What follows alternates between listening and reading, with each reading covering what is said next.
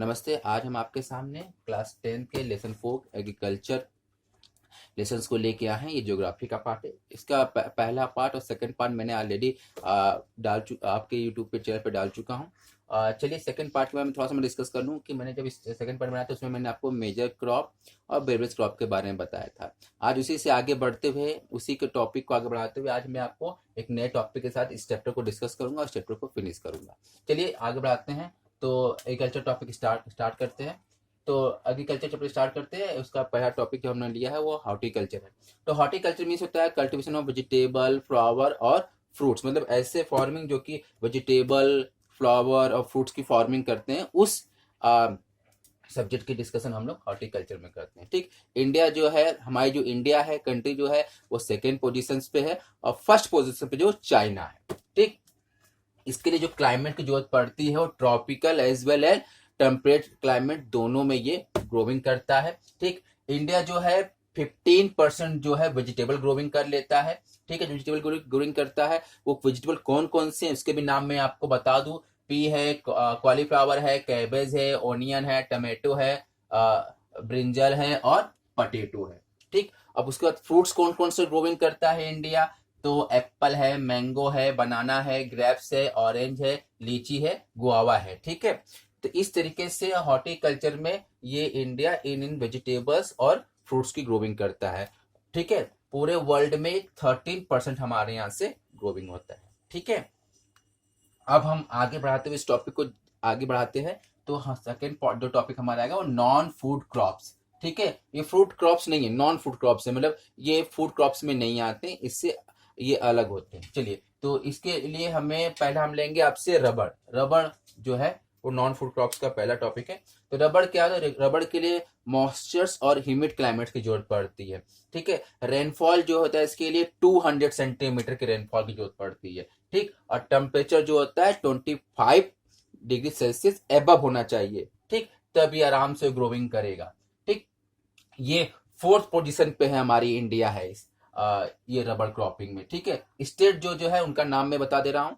ठीक। स्टेट केरला है, तमिलनाडु है, कर्नाटक है, आंध्र प्रदेश है, निकोबार है, गारो हिल है जो कि मेघालय में है। वहां पे ये रबर की फार्मिंग की जाती है। ठीक है।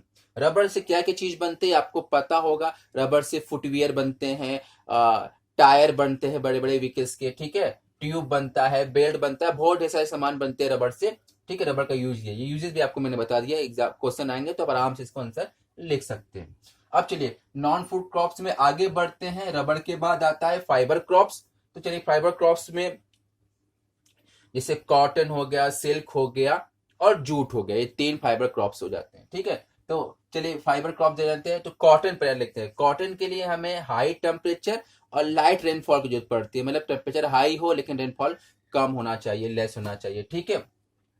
करीब 210 डेज लग जाते हैं इसको पूरे तरीके से मेच्योर होने में। ठीक।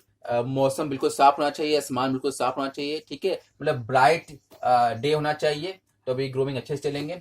जो स्टेट है वो मैं आपको बता दूं, महाराष्ट्र है, गुजरात है, मध्य प्रदेश है, कर्नाटक है, आंध्र प्रदेश है, तमिलनाडु है, पंजाब है, हरियाणा है, उत्तर प्रदेश है। ठीक है। इन सब स्टेटों में हमारे यहाँ कॉटन फार्मिंग हो जाती है। ठीक है। जैसे मैं 210 डेज बताया था, मतलब 6 to 8 मंथ में ये प्रिपेयर हो जाता है। ठीक।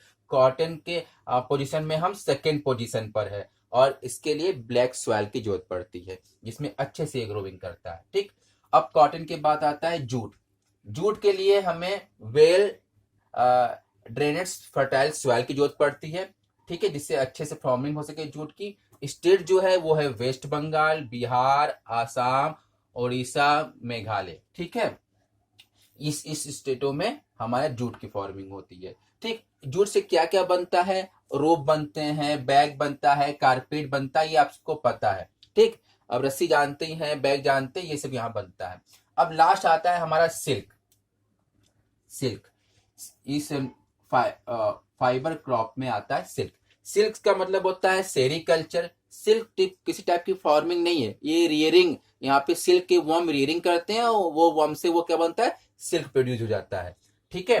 तो which involve rearing silk worm and produce silk product, silk related product बन जाते हैं। तो इस तरीके से मैंने आपको नॉन फूड क्रॉप्स के बारे में बता दिया, रबड़, फाइबर क्रॉप्स और जूट, सिल्क, कॉटन के बारे में डिस्कस कर लिया। अब हमारे इंडिया में इंडिपेंडेंस होने के बाद, हम आजाद होने के बाद हमारी इंडियन गवर्नमेंट ने बहुत से रिफॉर्म किए हैं। तो टेक्नोलॉजिकल और इंस्टीट्यूशनल रिफॉर्म जो है वो हम डिस्कस कर लेते हैं। तो चलिए इंडिया ने क्या क्या रिफॉर्म किया है। तो पहला जो रिफॉर्म था वो था कलेक्टिव फार्मिंग, ठीक है, मतलब जितने भी फील्ड्स फार्मर हैं वो एक साथ ज्वाइंट होके फार्मिंग एक्टिविटीज में पार्टिसिपेट करना शुरू कर देना, मतलब खेती के कामों में सब मिल के काम करना शुरू कर लें। ये हमारी गवर्नमेंट ने रिफॉर्म करने की कोशिश की।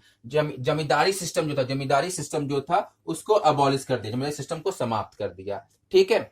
सेकेंड रिफॉर्म उन्होंने किया, ग्रीन रेवोल्यूशन लेके आ गए, फिर ग्रीन रेवोल्यूशन लेके आ गए, व्हाइट रेवोल्यूशन लेके आ गए इंडिया में, ठीक है। सब रिफॉर्म हुए 1980 से लेके 1990 के बीच में, ठीक है। उन्होंने बहुत से डेवलपमेंट प्रोग्राम भी चलाए इंडियन गवर्नमेंट ने, ठीक है। हमारी भारत सरकार ने बहुत से डेवलपमेंट प्रोग्राम चलाए 1980 से लेके 1990 तक, ठीक है। वो क्या क्या प्रोग्राम थे मैं उनका भी नाम आपको बता दूं। तो जैसे प्रोग्राम थे हमारे यहाँ था, क्रॉप का इंश्योरेंस कर दिया गया, ग्रामीण बैंक बना दिए गए, कोऑपरेटिव सोसाइटी बना दी गई, ठीक है, किसान क्रेडिट कार्ड बना दिया गया, पर्सनल एक्सीडेंट इंश्योरेंस स्कीम लेके आ गए वो, और साथ में इंडियन गवर्नमेंट ने वेदर बुलेटिन भी स्टार्ट कर दिया, टीवी चैनल पे दिखाना शुरू कर दिया गया, एग्रीकल्चर प्रोग्राम भी टीवी चैनल पे लगाना शुरू कर दिया गया, जिससे किसान टीवी के साथ जुड़ के, टेलीविजन के साथ जुड़ के इन सब प्रोग्रामों को देख के और अच्छे से फार्मिंग कर सके, ठीक है। साथ में किसानों के लिए MSP का भी, मतलब मैक्सिमम सेलिंग प्राइस का भी वो इंट्रोड्यूस करा दिए,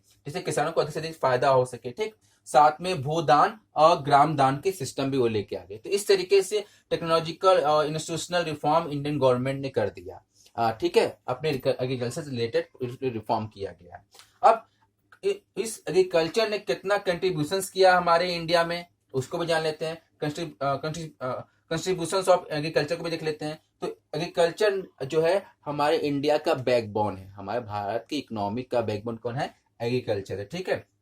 तो इस तरीके से एग्रीकल्चर ने कंट्रीब्यूट किया है। कहते हैं कि एग्रीकल्चर ने इंडियंस एम्प्लॉय को एम्प्लॉयमेंट दिया है, ठीक है, लाइवलीहुड के लिए दिया। कितना दिया? 52% उन्होंने एग्रीकल्चर ने उन लोगों को रोजगार दिया है, एम्प्लॉयमेंट दिया है। हमारे इंडिया में जितने लोग रहते हैं 52% लोग खेती में इन्वॉल्व है, ठीक है। गवर्नमेंट ने कुछ स्टेब्लिश किया है, मतलब एग्रीकल्चर से रिलेटेड कुछ स्टेब्लिश किया है इकोनॉमिक कंडीशन, जिसे हमारे एग्रीकल्चर ने कंट्रीब्यूट किया है। तो क्या क्या स्टेब्लिश किया है? जैसे Indian council of agriculture research establish कर दिया है, एग्रीकल्चर यूनिवर्सिटीज डेवलपमेंट कर दिया है, वेटरनरी सिस्टम सर्विस डेवलप कर दिया है, एनिमल्स ब्रीडिंग सिस्टम डेवलप कर दिया है, हॉर्टिकल्चर से रिलेटेड डेवलपमेंट कर दिया है, वेदर फोरकास्ट डेवलपमेंट हो गया है। Indian farmer are facing big challenge from the international competition, मतलब आज ऐसा कंडीशन आ गया है कि आज के फार्मर जो है हमारे इंटरनेशनल फार्मर के साथ चैलेंज कर सकते हैं, मतलब इतना ज्यादा वो डेवलप हो चुके हैं कि वो अदर कंट्रियों के साथ चैलेंज एक्सेप्ट करके अपने एग्रीकल्चर प्रोडक्शन को बढ़ा सकते हैं, ठीक है। तो इस तरीके से एग्रीकल्चर ने भी बहुत से कंट्रीब्यूशन किए हैं हमारे इकोनॉमिक डेवलपमेंट्स के लिए, ठीक है। बहुत से आउटपुट दिए हैं एग्रीकल्चर ने। तो इस तरीके से आज हमने आपको इस चैप्टर को पूरी तरीके फिनिश कर दिया। हमने आपको हॉर्टिकल्चर के बारे में, नॉन फूड क्रॉप्स के बारे में, ठीक, उससे रिलेटेड रबड़, कॉटन, जूट, सिल्क के बारे में डिस्कस कर लिया, और टेक्नोलॉजिकल और इंस्टीट्यूशनल रिफॉर्म जो जो किया मैंने वो भी आपको बता दिया, ठीक है। स्टेटों के नाम बता दिए हैं और कंट्रीब्यूशन ऑफ एग्रीकल्चर बता दिया, ठीक है। इस तरीके से इस चैप्टर को मैंने पूरी तरीके से 3 पार्ट में पूरा एक्सप्लेन कर दिया है। आप इस चैप्टर को 2-3 बार आप मेरे तीनों पार्ट को देखेंगे, तीनों वीडियो को देखेंगे, तो आपको एग्जाम में बहुत अच्छे मार्क्स आएंगे। जो भी क्वेश्चन पूछे जाएंगे, इंग्लिश रिलेटेड क्वेश्चन पूछे जाएंगे, आप आराम से उसको अपने से अकॉर्डिंग अपने वर्ड्स में इसको आराम से एक्सप्लेन कर सकते हैं और राइट कर सकते हैं, ठीक है। इस वीडियो को 2-3 बार देखिए, आपको पूरी तरीके से एग्रीकल्चर लेसन समझ में आ जाएगा, ठीक है। Thank you very much. नमस्ते।